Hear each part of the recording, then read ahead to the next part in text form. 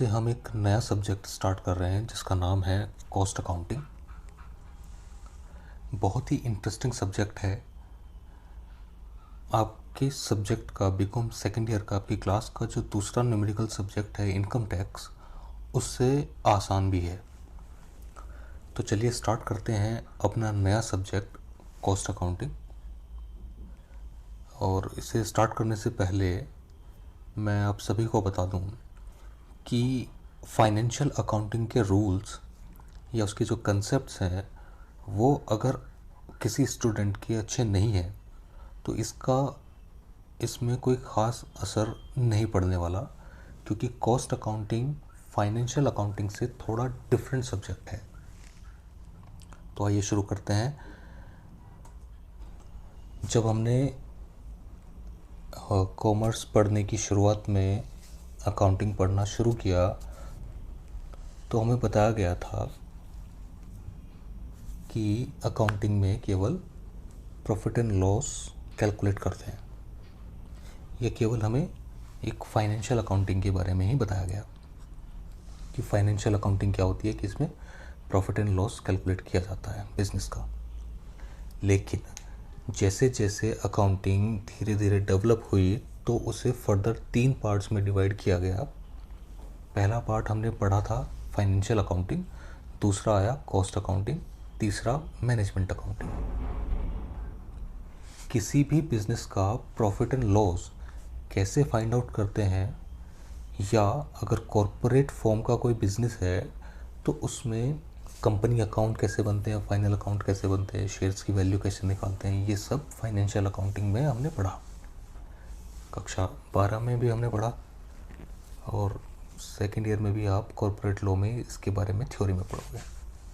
अब हम second year में जो पढ़ने जा रहे हैं कॉस्ट अकाउंटिंग, ज़्यादा थ्योरेटिकल ना पढ़ते हुए इसे हम शॉर्ट में समझ लें तो एक ऐसी टेक्निक है, कॉस्ट अकाउंटिंग एक ऐसी टेक्निक है या एक ऐसा प्रोसेस है जो किसी प्रोडक्ट की कॉस्ट को कैलकुलेट करता है।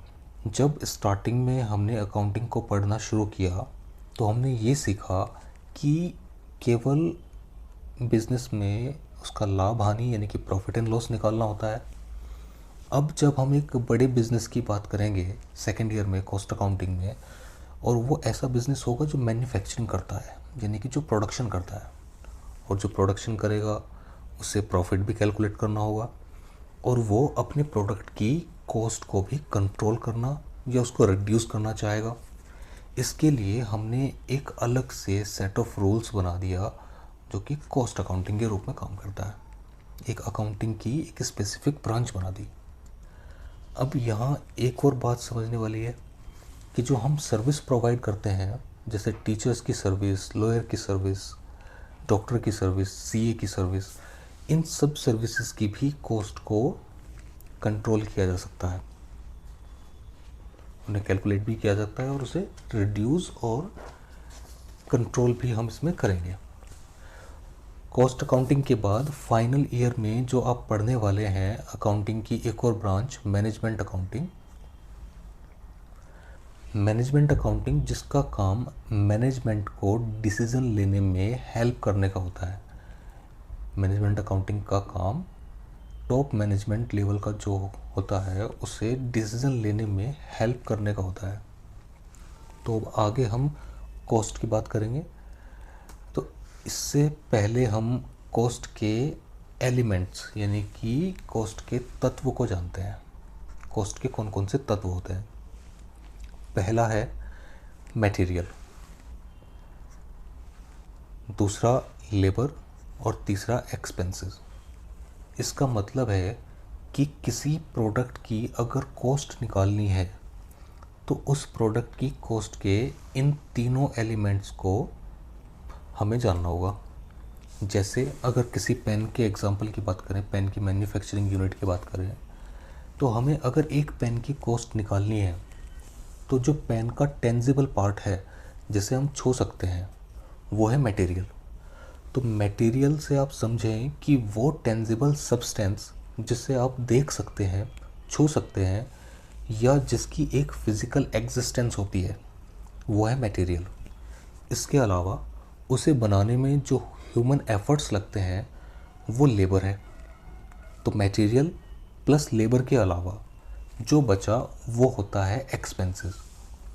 एक प्रोडक्ट को बनाने में जितना मटेरियल लगा, जितने लोगों ने उसमें काम किया, ह्यूमन एफर्ट्स किए, उसके अलावा भी अगर उसका कोई कॉस्ट बचती है तो कॉस्ट का वो हिस्सा होता है एक्सपेंसेस। जैसे फैक्ट्री का रेंट, ऑफिस का रेंट, टेलीफोन, इंटरनेट, ऐसे बहुत सारे खर्चे। तो basically material, labour and expenses को मिलाकर ही कॉस्ट बनती है किसी भी प्रोडक्ट की। आगे हम इन एलिमेंट्स को दो पार्ट्स में डिवाइड करते हैं। पहला डायरेक्ट मटेरियल, दूसरा इनडायरेक्ट मटेरियल। तो कॉस्ट डायरेक्ट कब होती है? Which can be easily and conveniently identified with the product. जो किसी प्रोडक्ट में इजीली, कन्वीनियंटली मतलब आसानी से पहचानी जा सके। अब यहाँ एक एग्जांपल से हम समझते हैं कि यदि किसी शॉप पे आप कोई प्रोडक्ट ख़रीदते हैं, आपने एक पेन ही ख़रीदा या आपने क्लोथ्स ख़रीदे, तो वो आपको एक पॉली बैग में या एक पेपर बैग में डालकर देता है। मटेरियल तो बैग भी है क्योंकि फ़िज़िकल एग्जिस्टेंस उसकी भी है। जिसकी कोई फ़िज़िकल एग्जिस्टेंस है तो वो मटेरियल है, पर वो प्रोडक्ट का पार्ट नहीं है क्योंकि आपने कपड़े ख़रीदे हैं और वो पॉली बैग में उसे पैक करके दे रहा है। तो पॉली बैग उन कपड़ों का हिस्सा नहीं है। तो ऐसे प्रोडक्ट जो उनसे डायरेक्टली इन्वॉल्व नहीं होते, जो उसका पार्ट नहीं होते, जो एक फिनिश गुड्स का पार्ट नहीं है, वो होते हैं इनडायरेक्ट मटेरियल। इनडायरेक्ट मटेरियल के बारे में हमने क्या लिखा कि non integral which can not be easily and conveniently identified with the product. तो जैसे कपड़े के साथ पॉली बैग या उसका पैकिंग मटेरियल, ये उसके साथ नॉन इंटीग्रल होता है। तो इस तरह के खर्चे होते हैं इनडायरेक्ट खर्चे। ये हमने केवल मटेरियल की बात की। लेबर, जो वर्कर प्रोडक्शन कर रहे हैं,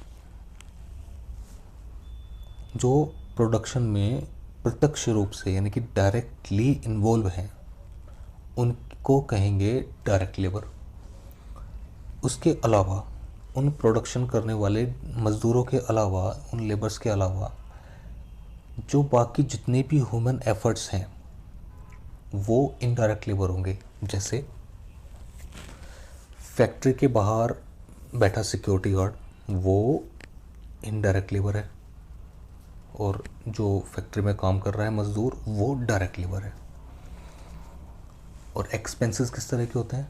डायरेक्ट एक्सपेंसेस जैसे कैरियर्स इनवर्ड, धुलाई का सामान, फ्राइट, किराया, जो कच्चे माल को ढोने में, रॉ मटेरियल्स को फैक्ट्री तक लाने के खर्चे जो होते हैं, वो सारे खर्चे डायरेक्ट होते हैं। लेकिन इसमें जो मोस्टली खर्चे होते हैं वो इनडायरेक्टली होते हैं। सो कॉस्ट भी दो तरह की होती है, पहली डायरेक्ट और दूसरी इनडायरेक्ट। डायरेक्ट वो जो आइडेंटिफाइबल हो, और जो अनआइडेंटिफाई हो वो इनडायरेक्ट। हमने कॉस्ट को डायरेक्ट और इनडायरेक्ट पार्ट्स में डिवाइड किया है। Direct material, direct labour, direct expenses. और इनडायरेक्ट मटेरियल, इनडायरेक्ट लेबर और इनडायरेक्ट एक्सपेंसेस। किसी भी ऑर्गेनाइजेशन को उसके क्षेत्र के हिसाब से या उसके काम करने के हिसाब से हमने तीन पार्ट्स में डिवाइड किया है। पहला फैक्ट्री ओवरहेड्स, दूसरा ऑफिस ओवरहेड्स और तीसरा सेलिंग ओवरहेड्स। जहाँ पर प्रोडक्शन होता है वो फैक्ट्री का ओवरहेड, उससे जहाँ वहाँ फैक्ट्री लगी होती है वहाँ फैक्ट्री से रिलेटेड जो खर्चे होंगे वो, और जहाँ ऑफिस का काम देखा जाता है, जहाँ ऑफिस के खर्चे होते हैं वो ऑफिस ओवरहेड्स, और जहाँ उन प्रोडक्ट को बेचा जाता है वो होता है सेलिंग ओवरहेड्स।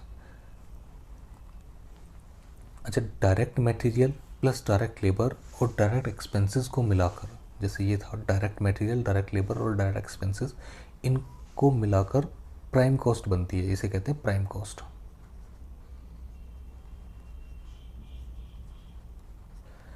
और indirect material plus indirect labour plus indirect expenses, इन सबको कहा जाता है ओवरहेड्स।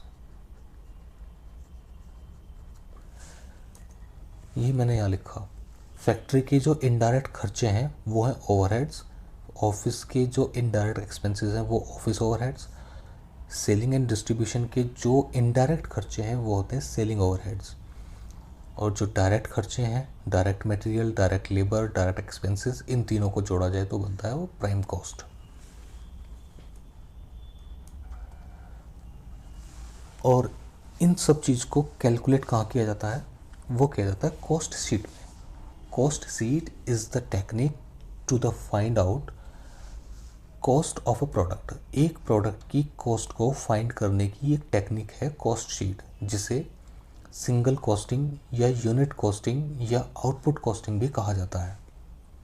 इसे बनाने के दो तरीके हैं, एक है सिंपल फॉर्मेट, दूसरा डिटेल्ड फॉर्मेट। आज हम जो पढ़ेंगे वो केवल सिंपल फॉर्मेट पढ़ेंगे कॉस्ट शीट का, डिटेल फॉर्मेट अगले क्लास में पढ़ेंगे। तो आज शुरू करते हैं सिंपल फॉर्मेट क्या है। कॉस्ट शीट का सिंपल फॉर्मेट। अब बात करते हैं कॉस्ट शीट के सिंपल फॉर्मेट की, डिटेल हम बाद में पढ़ेंगे। कॉस्ट स्टेटमेंट ऑफ कॉस्ट या कॉस्ट शीट, और जिस पीरियड के लिए हम ये कैलकुलेट कर रहे हैं वो यहाँ लिखा जाएगा, और कितना प्रोडक्शन हम उस फैक्ट्री में कर रहे हैं, कितनी यूनिट्स हमने बनाई है वो यहाँ लिखा जाएगा। पर्टिकुलर यानी कि विवरण और अमाउंट यहाँ लिखे जाएंगे। अब बात करते हैं डायरेक्ट मटेरियल की। उन यूनिट्स में जितना भी डायरेक्ट मटेरियल लगा वो यहाँ लिखेंगे। डायरेक्ट लेबर यहाँ आ जाएगा, डायरेक्ट एक्सपेंसेस यहाँ पे। अब इन तीनों को मिलाकर सभी तरह के डायरेक्ट लेबर और डायरेक्ट एक्सपेंसेस, इन सब का टोटल कहलाया जाता है प्राइम कॉस्ट। ये हमने अभी अभी देखा। अब इस प्राइम कॉस्ट में अगर हम फैक्ट्री से रिलेटेड इनडायरेक्ट खर्चे जोड़ दें, यानी कि फैक्ट्री ओवरहेड्स को जोड़ दें, तो ये बन जाता है फैक्ट्री और वर्क कॉस्ट, या वर्क कॉस्ट कह लो इसे, या फिर फैक्ट्री कॉस्ट। अगर वर्क और फैक्ट्री कॉस्ट में ऑफिस से रिलेटेड इनडायरेक्ट खर्चे यानी कि ओवरहेड्स जोड़ दिए जाएं तो वो बन जाता है ऑफिस कॉस्ट या cost of production. Office cost या कॉस्ट ऑफ प्रोडक्शन में अगर सेलिंग एंड डिस्ट्रीब्यूशन से रिलेटेड इनडायरेक्ट खर्चे जोड़ दिए जाएं तो वो टोटल कॉस्ट या कॉस्ट ऑफ सेल कहलाता है। अब अगर हमारे पास टोटल सेल दी हुई है और हमारे पास टोटल कॉस्ट या कॉस्ट ऑफ सेल भी दी हुई है, तो टोटल सेल में से हम टोटल कॉस्ट ऑफ सेल घटाएं तो प्रॉफिट जो है वो यहाँ पर कैलकुलेट हो जाता है बैलेंसिंग फिगर में। यहाँ पर आ जाएगा प्रॉफिट। ये कॉस्ट शीट का सिंपल फॉर्मेट है। अगली वीडियो में हम इससे रिलेटेड कुछ जो एग्जांपल्स हैं, कुछ प्रैक्टिकल प्रॉब्लम्स हैं, उनको सॉल्व करेंगे। तब तक आप इसके थ्योरी को अच्छे से पढ़िए। Okay bye.